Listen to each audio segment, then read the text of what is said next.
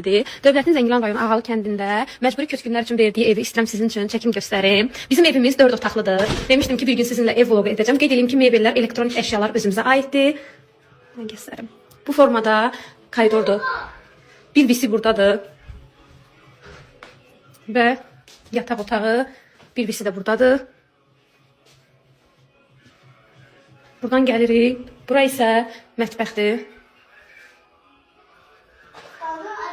Başda belə bir otaq var idi. Mən buranı çamaşırxana etmişəm bu formada. Bura boş bir otaq idi.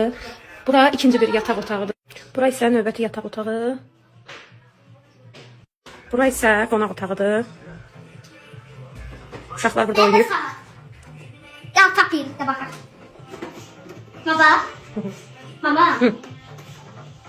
Çöldə də qar yağır. Bura isə qarşıda gördüyünüz terasdır. Böyük bir teras düzəldiblər. Orada isə 2 mərtəbə evdir. Bizim evimiz isə 1 mərtəbə 4 otaqdır.